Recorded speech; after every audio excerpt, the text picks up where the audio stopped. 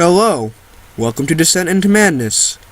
And 10 years ago today, the very website you're watching this YouTube video on, YouTube, formed, or launched, however you want to say that. So, in celebration of this, I made it a top 10 YouTubers list with input from each member of Descent into Madness. First, my thoughts on YouTube. I think it's one of the greatest websites in existence right now. In terms of other social media, I think it has far surpassed things like Instagram and Facebook. I think it is fantastic that it has provided so many people with a form of living, which I've heard Instagram does too. But do you really want to say you take pictures of yourself for a living? Or do you want to say that you edit, direct, and make little movies for a living? What would you rather say? So yeah, I think it's provided a ton of entertainment. I think it has put food on the table. Well, it has provided entertainment, and it has put food on people's table. It's put food on millions of people's table, actually. So needless to say, I have good feelings about this website. So, that said, let's see the greatest of the greatest YouTubers. Alright, so here we are in front of the elephants. Cool thing about these guys is that they have really long fronts, and that's cool. And that's pretty much all there is to say. TeamFourStar. Now, if you've seen the first couple videos I put on this channel, then you know I'm a pretty big Dragon Ball Z fan. That actually may be an understatement. But what got me into this franchise? Actually, it was TeamFourStar's Dragon Ball Z Abridged. Yeah. That show got me into playing the video games. Dragon Ball Z Abridged and the Dragon Ball Z video games got me into watching the show. And ever since, I've been a nut about the show. Yeah. But, more about TeamFourStar. Dragon Ball Z Abridged has clever writing, clever comedy, and it's all around entertaining. It even could be somewhat dramatic if they want it to be, which, pretty cool for a parody. That's not very common. I've heard that both Hellsing Ultimate Abridged and Attack on Titan Abridged, which were also made by them, are also good, but I'm only familiar with either their podcasts or Dragon Ball Z Abridged. But yeah, TeamFourStar.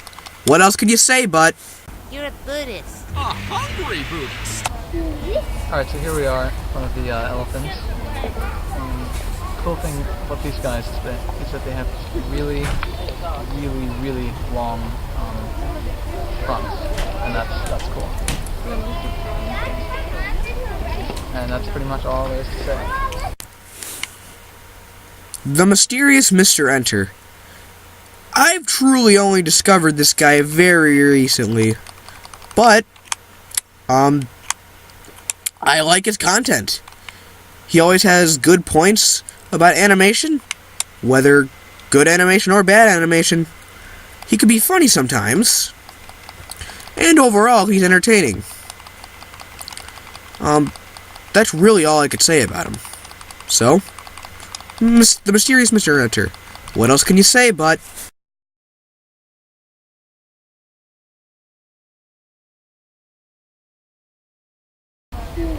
Alright, so here we are in front of the elephants. Cool thing about these guys is that they have really long fronts, and that's cool. And that's pretty much all there is to say. JonTron. This is another YouTuber that I don't have too much to say on, but yet he deserves a spot on this list. Pretty much what I have to say about him is that mainly he's funny. Yeah, he's funny. He is. He's a smart reviewer. He's the co-founder of the game Grumps, and I appreciate that. And I enjoy watching his content. Even though our opinions differ sometimes, namely with Castlevania and Metroid Prime. But yeah, Jontron.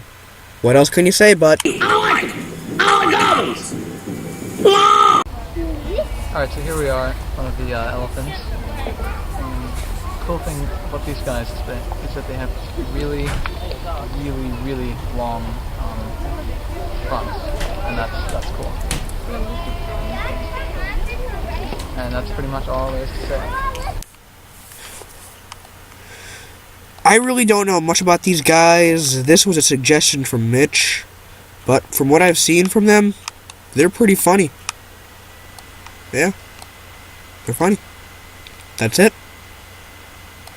Here's the clip. I guess that button there below you is the steering wheel or column or something. Yeah. And you press that. Oh, what was that? I think let's get cards out of it for that. It's not sort of starting. Alright, so here we are, one of the elephants. Cool thing about these guys is that they have really long fronts, and that's cool. And that's pretty much all there is to say. I will be really honest here. I just heard of this guy a few days ago, because I asked Miles for a suggestion of his favorite YouTuber to put on this list, and he said this guy. So I checked him out on YouTube, thought he was pretty funny. But that's only a first impression. I have no other opinion on this guy. So really, with these past couple, there really is nothing else to say about. Oh, you stupid jangers! Alright, so here we are, one of the elephants. Cool thing about these guys is that they have really long fronts, and that's cool. And that's pretty much all there is to say. This is a guy I know a decent amount about. Rich of Review Tech USA. Why do I like him so much? He's intelligent, and this is a bit of a weird statement, but I believe he is one of the most level-headed people on the internet. It's hard to explain, but if you ever watch his channel, which I suggest you do, then you'll see what I mean. He is funny, too. Especially when he does his either a leader of the exposed Donati voice. It kind of sounds like this. Or his, Sex E Coco voice. Yeah, he has a character. He does a voice, which is a character he calls Sex E Coco. How he came up with that name, I will never know. What else? What he does, he commentates on news, and actually, he is more legit than real news right now. Swear to God, he is more legit than, like, CNN, CBS, ABC, all that stuff. What do I mean by legit? I mean, he's not just trying to, like, he's not just saying stuff to get viewers. I mean, of course he is, but he's not trying hard to get viewers like modern television news does. And yeah, I know that's what they need to do to survive or whatever, but I don't know. It's just my feelings on it. The Rich of Review Tech USA. What else could you say, bud? Rambo's epic 16-bit nipples! Alright, so here we are, one of the elephants. Cool thing about these guys is that they have really long fronts, and that's cool.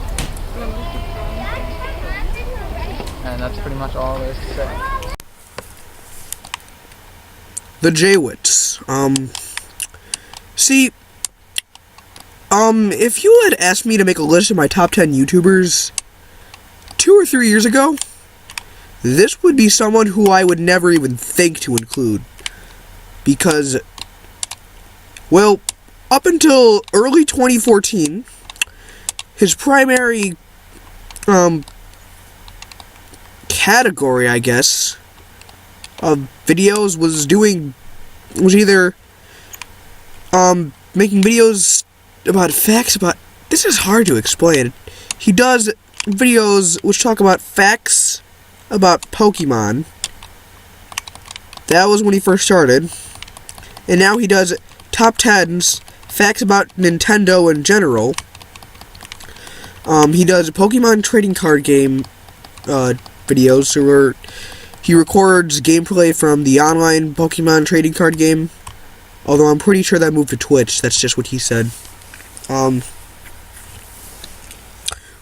He does gameplay videos, sometimes on his main channel, most of the time on his Witch Gaming or Twitch.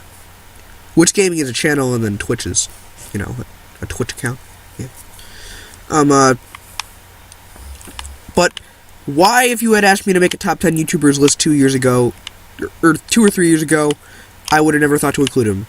Is because I think every kid born in from 1988 to now had at least a month in their life where they were interested in Pokemon. I was, of course, interested in Pokemon as a kid. I stopped for a little while. I was all in that Pokemon is for little kids. What are you gonna do, you little man-child? You gonna breed your Pikachu there, you little man-child? I play Call of Duty like a man. Okay? I play Call of Duty like a man. I was in, for a brief period of time, I was in that phase. Then I found my own copy of Diamond, and yeah, back into Pokemon. I discovered this guy, and once again, I think every YouTuber I've included on this list, I've said he's funny, so I don't want to sound too redundant. This is going to sound redundant too, but I just find him entertaining. I don't know. So, there really is nothing else to say, but There should never be poop involved in Pokemon. Alright, so here we are in front of the elephants. Cool thing about these guys is that they have really long fronts, and that's cool. And that's pretty much all there is to say. when I first saw this guy, I thought I was just kind of a standard YouTuber, did some stuff for laugh, was into gaming and all that stuff. I didn't fully respect this guy until I saw his Draw My Life. I mean, I'm trying to keep the swearing to a minimum on this channel, but he had a hell of a life. My God.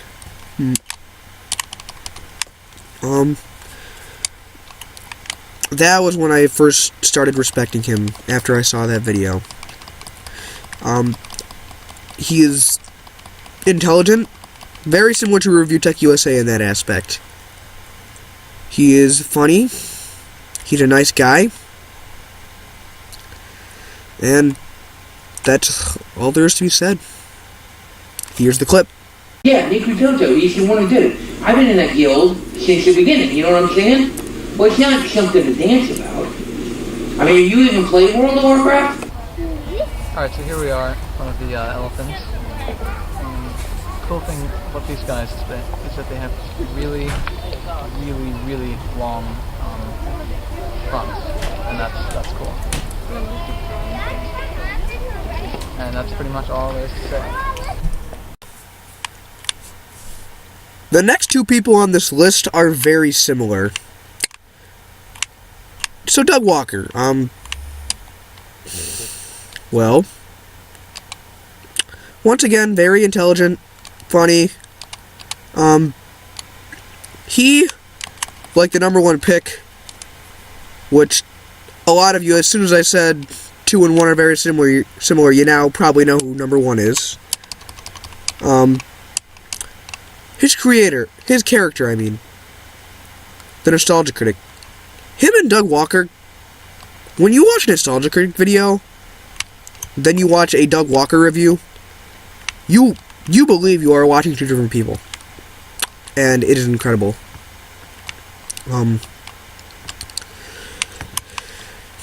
Nostalgia Critic, love his reviews, hilarious, good points. Doug Walker reviews, straight up, intelligent points about movies. He could even be a little funny there. But yeah, Doug Walker. What else is there to be said? Yes. Yes. Yes. Alright, so here we are, one of the elephants. Cool thing about these guys is that they have really, really, really long fronts, and that's cool. And that's pretty much all there is to say. Like I said, as soon as I said that number 2 was very similar to number 1, a lot of you already guessed my number 1 pick. Yep, James Rolfe. I don't think there is one thing on his channel, Cinemassacre, that I'm not in the slightest entertained by. If you had asked me about a year ago, I would have said that the Nerd series is my favorite creation of his. But I'm starting to like James and Mike Play now. I'm starting to like that a lot, too. I'm a sucker for backstories with YouTubers, like draw my life stuff. I'm a sucker for all that. So, the first time I saw the Cinemassacre 300 video, that was when I fully started respecting James Rolfe. This isn't like Boogie 2988 where I started respecting him then, or becoming a fan of him then. I was already a fan of James Rolfe as soon as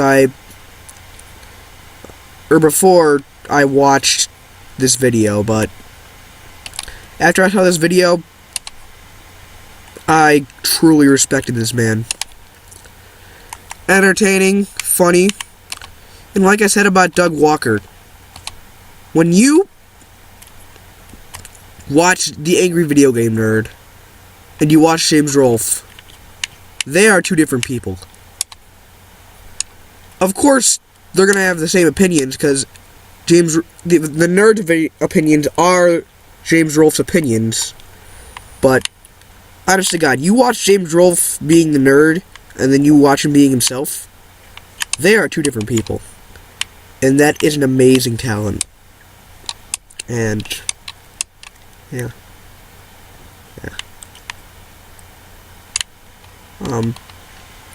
To spare you the vulgarity, the clip I chose for this guy isn't going to be a nerd clip. But yeah, here's the clip. Microwaves. Why do they beep all the time?